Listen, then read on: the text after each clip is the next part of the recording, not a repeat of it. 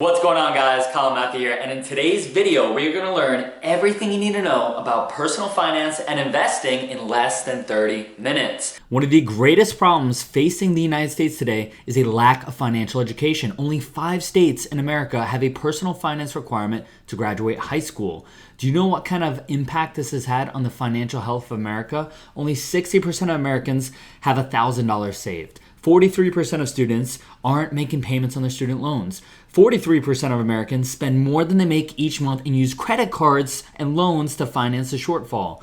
40% of adults in America have $0 saved for retirement, and 35% of adults, 77 million Americans, have debt in collections. Lastly, 33% of Americans make the minimum payment each and every month on their credit cards, paying on average $1,250 in interest per year.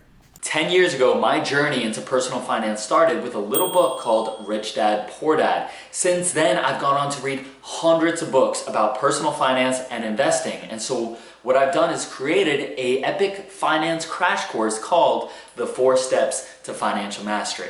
And the purpose of this class is to take complete beginners, people that know nothing about personal finance and investing, which is most people because they don't teach this stuff in school, and equip them with the knowledge, tools, and resources they need and a simple step-by-step system to master their finances. In this training, the 4 Steps of Financial Mastery, we're going to learn how to save more money by banking like Kevin Hart and being frugal like John Wick. We're also going to learn 3 strategies to destroy our debt, what Albert Einstein coined as the 8th wonder of the world, compounding interest. We're also going to go into how to double your money with the Rule of 72, and we're going to get some investment advice from one of the wealthiest, most successful investors in the world, Warren Buffett. We're also going to be going over the 4% rule for retirement, the financial independence formula, and lastly, we're going to end the class by learning how to increase both our income and our income streams.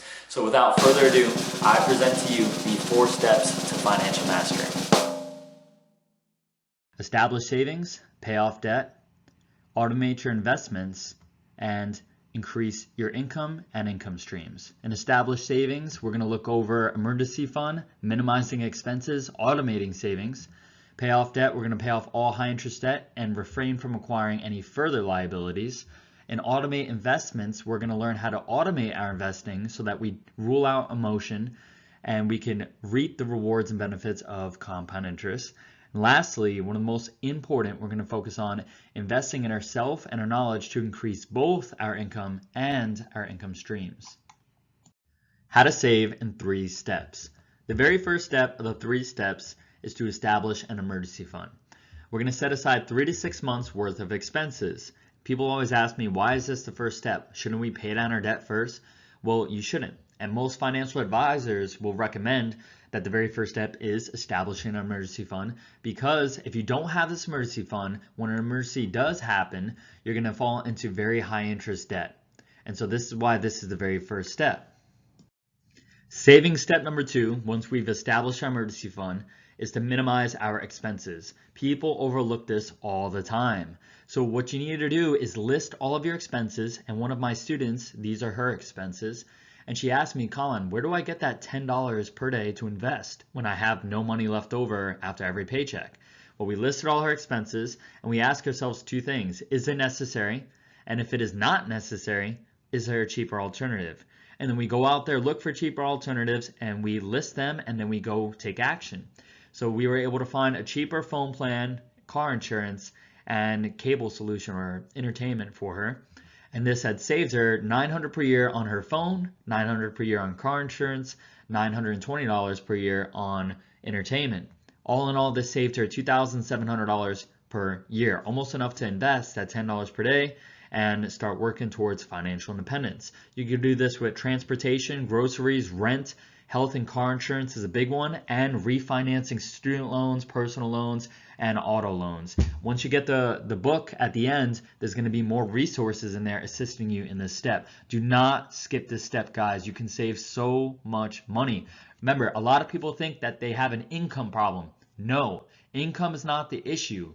Most people make enough money to invest and become a millionaire. The problem is not how much you earn or make, it's about how much you keep.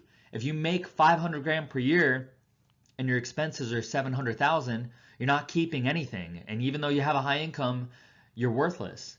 And so even if you make $30,000 per year, if you make $10 an hour, it doesn't matter. If you can save 10,000 of that, you're now worth 10,000. So it's not an income issue, guys. Saving is one of the most important steps. It's about how much we keep. So do not skip this step, guys. Next, you may or may not know or heard of the automatic dual bank account savings strategy. That's the name I give it, but there's a famous comedian, he has a different name for it. His name is Kevin Hart. And if you've seen his video, Laugh at My Pain, that's exactly what he talks about. You ever start explaining your financial situation for no reason at all? I said I would, but the way my bank account is set up, the thing is, I got a checking in the savings, but all the money is in my savings. So I got to switch it to my checking, but it's going to take 3 business days. I don't think it's going to go through. I don't think it's going to.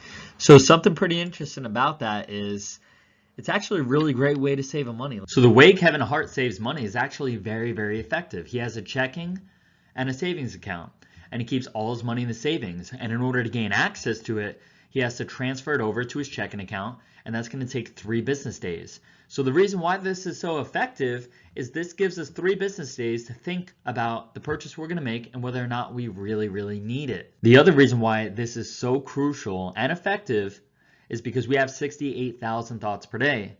The chances of you remembering every single paycheck to save money are slim to none. And guess what? Things happen. Things come up. A big expense. Oh, I'll save more next paycheck. And then guess what happens next paycheck? Oh, well, the car or this concert, I'll save more next paycheck. And then it never freaking happens. That's why the key to this strategy, the reason why it works, is it's automatic. It is automation. Automation is the key to success. It's simplistic and it makes sure it's going to happen. The other reason why is we are driven by dopamine. If you don't believe me, there are people in this world who shove a needle in their arm, give up their lives, their family, their job, and their health, and kill themselves slowly, all for dopamine.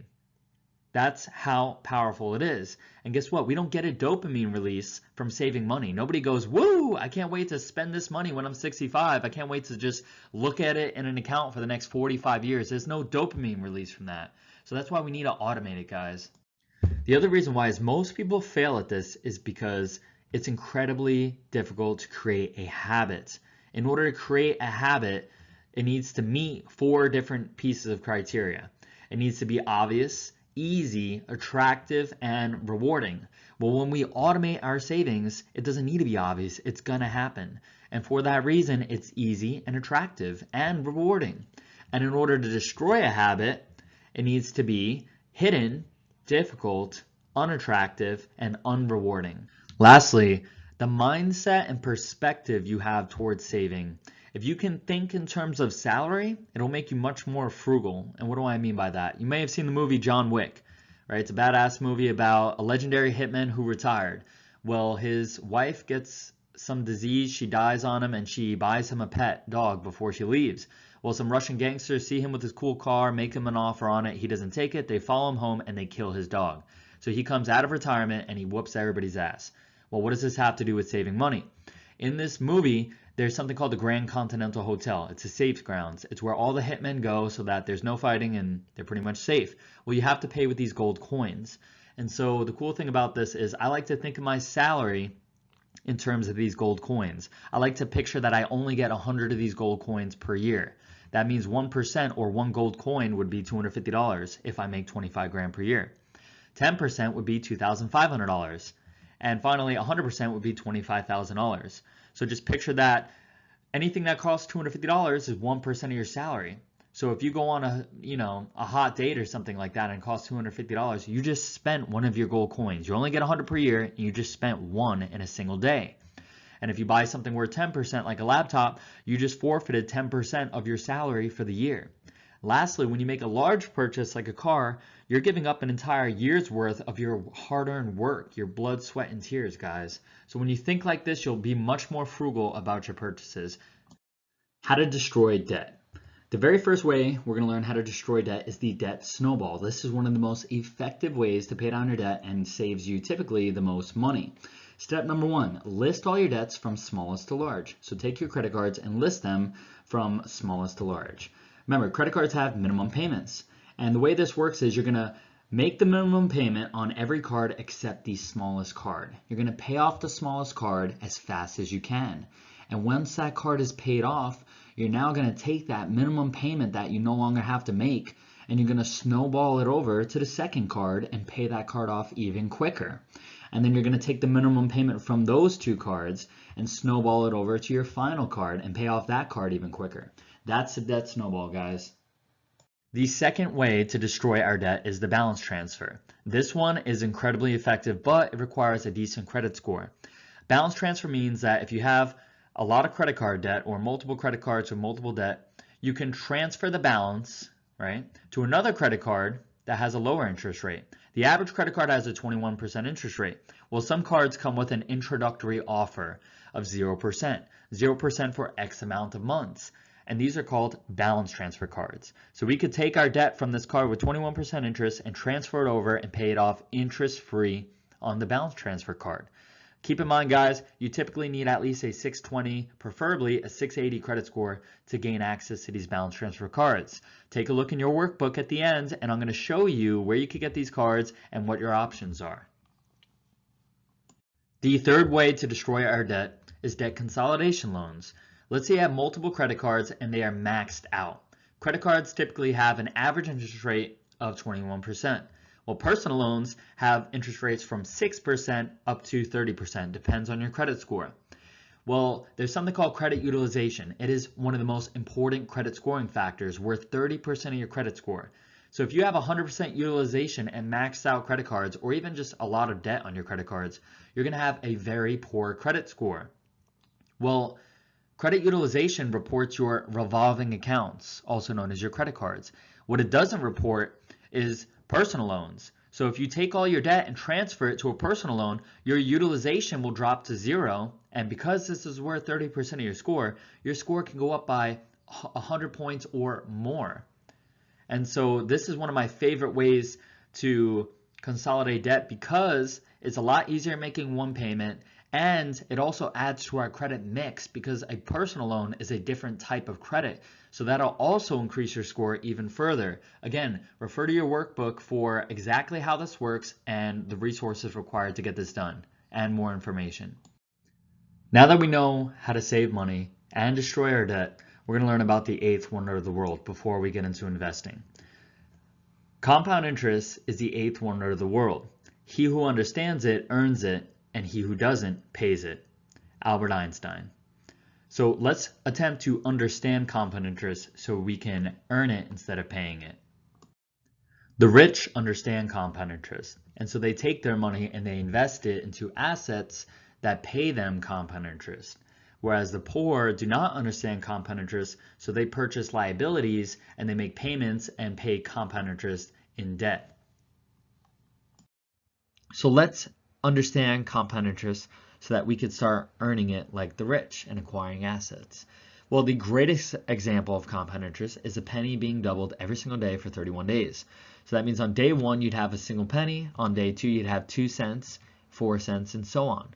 Well, all the way about day 10 or so, 1/3 of the way there, on day 11 we'd have $10.24. And about halfway there on day 15 we'd have $163. Well, something pretty amazing happens called the compound effect. Anything you do consistently, there's this threshold, the snowball effect that takes about.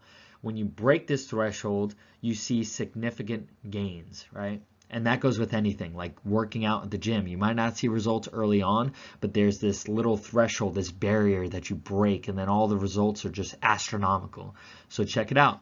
We go a couple more days down the road, and by day 23, we are at $41,000. This is where the compound effect of that threshold gets broken. Day 24, we're at 83,000, 167,000, 335,000, 671,000, 1.3 million, 2.6 million, 5.3 million, and on day 31, $10.6 million. Isn't that amazing? If you could double your penny 31 times, you could have $10.6 million. Well, how do you double your money? The rule of 72 tells us how to double our money. You take the number 72 and you divide it by your rate of return, and it will tell you how long it's going to take to double your money. So, for instance, let's say you invest in stocks. The stock market has earned 10% annually per year for the last 80 years. 72 divided by 10% rate of return would be 7.2 years. That means investing in the stock market, you could double your money every 7.2 years. Remember, if you double your money 31 times, you can make $10.6 million from a single penny. Thankfully, hopefully if you're watching this video, you have more than a penny. That means you don't need to double your money 31 times. You might need to double it 10 times or 5 times. What about saving money? How quick can we double our money when we save? Well, the national average interest rate across banks in America is 1%. 72 divided by 1 is 72 years. That means if you keep your money in a savings account, it will take you 72 years to double your money one time. This is why saving puts your money to rest and investing puts your money to work.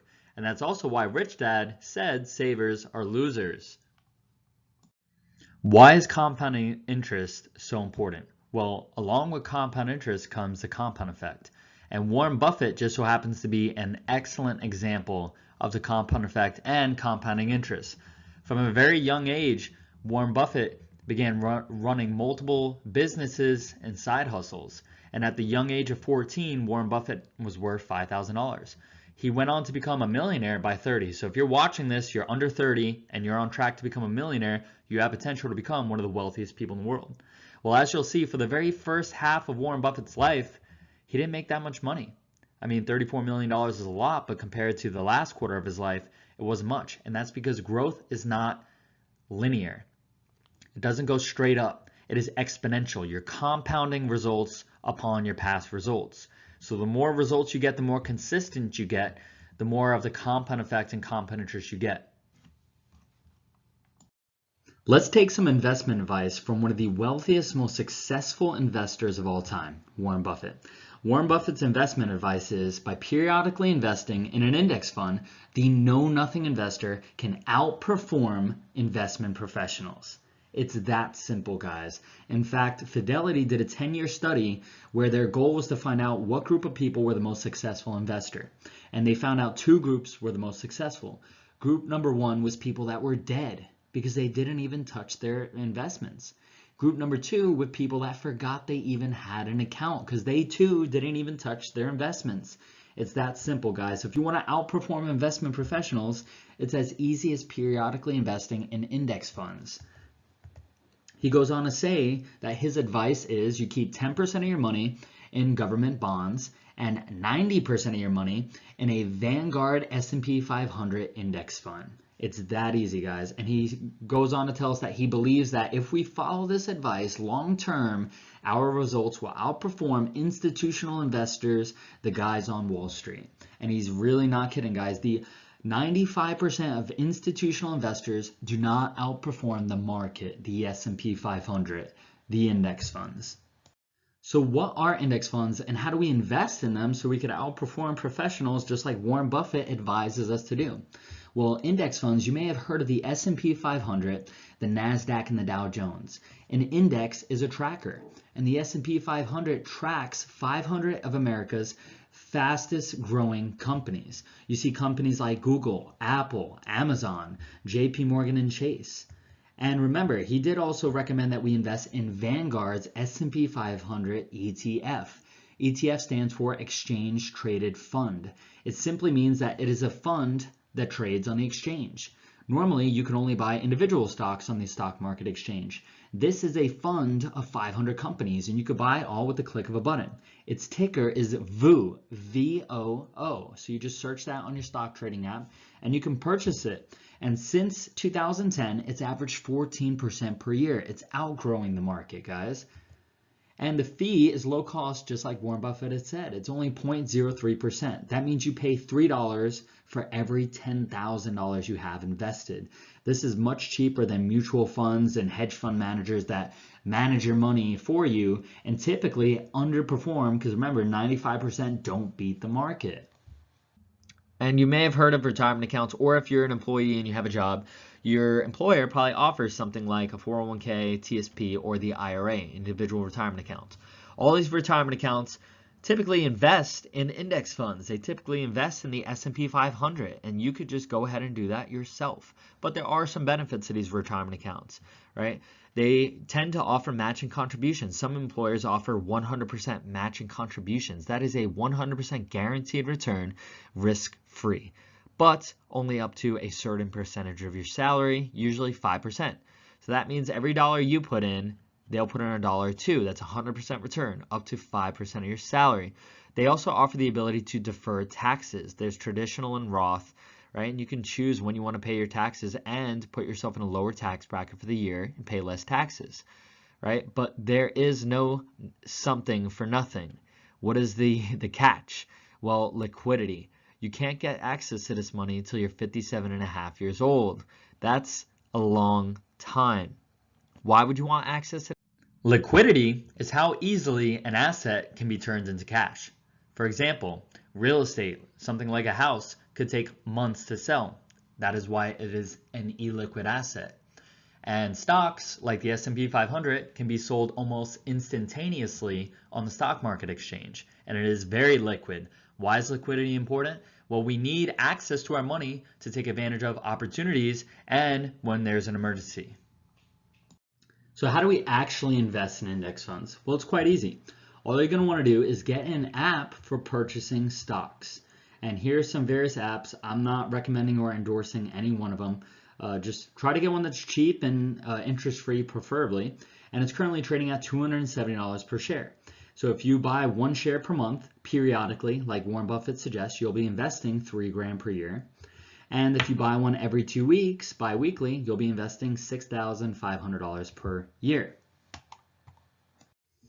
But how much should we be investing, and what kind of results can you expect from investing that much money? Well, financial advisors actually advise us to invest 1 hour of our income per day, or 10% of our salary. So if you make $10 an hour, you should invest $10 per day. That's $3,650 per year. If you're 20 years old and you invest $10 a day, every single day till retirement, your $10 per day will compound and grow to $2.6 million. So as you saw, just by investing a very small amount, you can earn a substantial amount of wealth at the end of your life. And that's why it's so important to start early. Let's say we have two individuals. One's 20, the other's 27. The 20-year-old watches my class and he decides to invest $10 per day, which is $3 grand per year, from ages 20 to 26. And he stops cold turkey and he never decides to invest for another day. That means he would contribute a total of $22,000. If he never invested again, that initial contribution of $22,000 would become worth $1.2 million. Now, on the other hand, let's say this 27-year-old didn't invest until he was 27. Let's say that he just now watching my finance class and begins to start investing. Let's say he also wants to make $1.2 million to retire. He would have to invest $3 grand per year every single year from 27 until 65 to make the same amount of money as a 20-year-old. That is how important it is to begin investing early. And that's why it's not the greatest model, because most people don't learn about investing until their late 20s, if not their early 30s. And that's exactly where opportunity cost comes in. There's a cost for not taking advantage of the opportunity to invest. Every expense has a hidden cost, the cost of not taking the advantage of the opportunity to invest instead. That's one of those costs, guys. So let's take a look at smoking. The average pack of cigarettes across America costs $6. So if you smoke a pack a day, that's $6 a day. And there's 365 days in a year. So the perceived cost of smoking a pack a day is $2,190. But remember, you could be investing $6 per day in the S&P 500. So the true cost would be $1.5 million.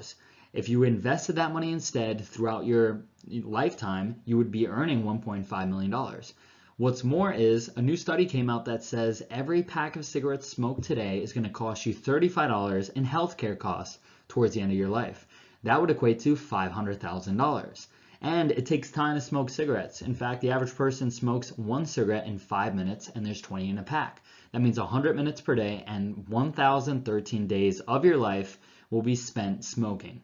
How much is that worth? And the same thing could be said for drinking alcohol and playing video games. Everything has a cost, guys. And I'm not telling you this to make you feel bad about your vices, guys. Life was made to be enjoyed and money was made to be spent, but in moderation. I just want you to keep in mind that there needs to be a balance. You need to work hard and play hard, right? So ensure that you're saving, ensure that you're investing. Go out and enjoy your money. You worked hard for it, guys. But also keep in mind, every dollar today, when invested, is $10 to $15 40 years from now. If you keep this in mind, you'll be far more frugal and selective with your purchases. Now we're going to talk about how much is enough to actually retire. Over 1/3 of Americans have $0 saved for retirement because they don't teach finance in school. And the ones that actually attempted to save only have about $358,000 saved. How much is enough? Well, you want enough to have financial freedom. You want to have freedom from a paycheck or a job. That's what retirement is, right? And so that means you're going to have enough assets to generate income to cover your expenses. And the greatest way actually lies in a new study that came out in 2019 called the 4% rule. What the 4% rule states is that if you could live off of 4% of your total assets annually and you invest your assets in an index, your money will never run out. So if you take all your assets and invest it in the S&P 500, 100% of your assets, and you could live off of just 4% per year, you could pull out 4% per year and your money will never run out. The principle will remain the same. And this study tested this through every boom and crash and market crash in history, and it's time tested and it works. So decide how much you're comfortable living off of. Let's say it's $50,000 and multiply it by 25 to find out what is the 100% you need invested in the S&P 500 to pretty much get financial freedom from a paycheck using this model. That's how much is enough to retire. And in this case, it's $1.5 million. Well, you see, there's a problem with this whole save and invest until you're 65 model. It takes way too long. Guys, think about it. With the Rule 72, we know if we invest in stocks, stocks earn 10% return per year, which means it's going to take us 7.2 years to double our money. And depending when you begin investing, most of us will only be able to double our money 5, 6, or 7 times throughout our lifetime, which means it's going to take us 30 to 49 years to double our money 5 or 6 times and gain a substantial amount of wealth to retire. And why is that a problem? Well, think about it. The very first 20 years of your life, you're just going to school, you're figuring things out, you're trying to be popular, and then when you turn 20, you got to either get a job or go to college, and you get married by 26 and graduate, and now you have a career and you have kids, and you're working a 9 to 5 for the next 45 years of your life till you're 65. The greatest years of your life are going to be spent working. And then 65, most people hope to retire, and it's a sad existence because the mortality rate's 78. Hopefully you and I, through advances in medical technology and cures of diseases, will live to maybe our 90s so we could actually enjoy retirement. And if we only have $1 million like the financial advisors suggest, how much will we really be able to live off of in retirement? It's not going to be that enjoyable. We want to enjoy our money while we're young, while we really can. Do we really just want to wait till we're 65? Not to mention, from 20 to 60, the greatest years of our life, we're going to be sleeping for 10 years. We're going to be washing our bodies and brushing our teeth for 2 of those years as well. We're going to be traveling for another 2 years, and we're going to be working for 15 years. So of those years from 20 to 60, more than 30 years is spent doing things that are not very fulfilling, unless you find a work and a career that's very fulfilling, and less than 5% of people do that. And that leads us to the 4th step, increasing our income. Obviously, we could fast track our financial freedom and our financial independence if we increase our income. Well, how do we increase our income? Well, you get paid in accordance to the size of the problem you solve. If you solve a problem that is easily solved, like painting a wall or cooking a McDonald's burger that everybody can do, that's a $10 an hour problem. So you need to study and learn and master a skill that's more difficult and provides more value. For example, doctors solve the problem of brain surgery, saving your life. That's a $500 an hour problem. So you need to increase your value by solving and serving people at a higher level. And it would also behoove you to increase your income streams. The fastest way to achieve FI, financial independence, is this formula right here. Financial independence equals assets divided by E minus PI, expenses minus passive income. Let's take a look. Let's say your assets, which is your cash and cash equivalents, is $10,000 and your monthly expenses is $2,000. If you're like 95% of Americans, you have $0 in passive income. You have no assets. You just buy liabilities. Well, 10,000 divided by 2,000 is 5. Your financial independence is 5. If you get hit by a car tomorrow, your money, your assets will last you 5 months. They'll buy you 5 months of financial independence. Now let's take a look at what if you invested in an income producing asset and it produced $2,000 per month. 2,000 minus 2,000 is 0. Therefore, 10,000 divided by 0 is 0. And in this equation, 0 means infinite. It means you can buy an infinite amount of financial independence because your expenses match or exceed, your passive income exceeds your expenses. And this is the fastest way to achieve financial independence. Think about it. In less than a year or 2 or 3 years, you could achieve passive income exceeding your expenses, exceeding $2,000 or $3,000 or $5,000 per month by investing in an income producing asset. That concludes today's class, the 4 steps to financial mastery. I hope I've taken you guys one step closer on your journey to mastering your finances. I know we went over a lot of powerful financial concepts today, so I've taken everything you learned today and consolidated it into a small ebook called The 4 Steps to Financial Mastery. So click the link in the description below to get your free ebook outlining everything we've learned here today and specific details on how to implement those strategies to save more money, destroy your debt, invest that money, and increase your income. Guys, if you learned anything today and you think that this was helpful to you, imagine how helpful it could be to everybody else out there, guys. Literally, less than 50% of Americans have $1,000 saved for emergencies. Less than 50% of Americans are investing their money, paying their student loans. 30% of Americans have debt in collections, guys. Society needs this training, so please smash that freaking like button, pump that algorithm, and get this video in the hands of people that need it. And click the share button and be sure to subscribe for my next video, an epic credit crash course, everything you need to know about credit in 30 minutes or less. Have an outstanding day, guys.